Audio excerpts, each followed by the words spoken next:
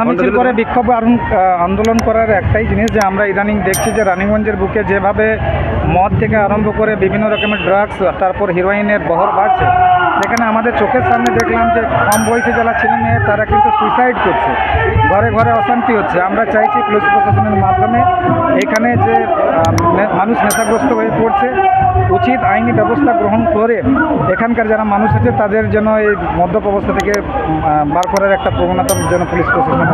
পশ্চিমবঙ্গ বাউরি সমাজ শিক্ষা সমিতি 8 জেলার সংগঠন, এবং আমরা এই ধরনের মিটিং সংগঠিত করার জন্য মনে হয় না যে আমাদের 7 দিনেরও বেশি টাইম নিতে হবে।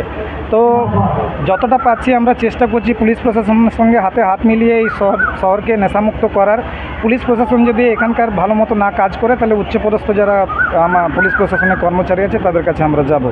অন্য সব এলাকাপুরে সালানপুরে এই ধরনের একটা জিনিস চলছিল, সেখানে আমরা থানা ঘেরাও করে পরে ওইখানে যে হিরোইন বেচা হতো অনেকজনকে পুলিশকে দিয়ে অ্যারেস্ট করিয়েছি।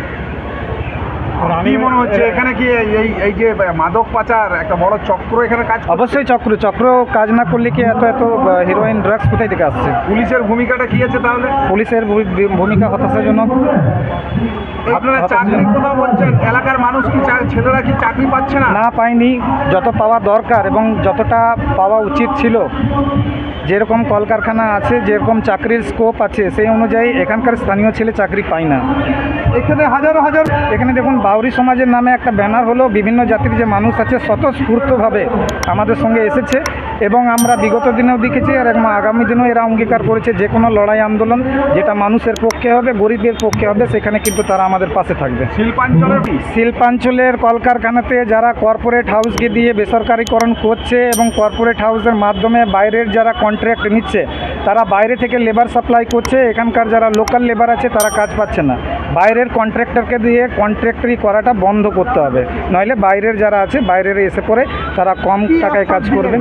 থানা থেকে আমাদেরকে আশ্বাস দিল, এটাই আমাদের যে দাবি ছিল যে মদমুক্ত সমাজ পরিবেশ গঠন করতে হবে, এবং আরেকটা দাবি ছিল আমাদের যে এখানে যারা SC ST মানুষ আছে তারা এই রানীগঞ্জ থানার যে পুলিশ প্রশাসন আছে তার প্রতি সন্তোষজনক ব্যবহার আশা করে, সন্তোষজনক ব্যবহার পাচ্ছে না বলে আজকে এত SC ST মানুষ কিন্তু এক জায়গায় হয়েছে।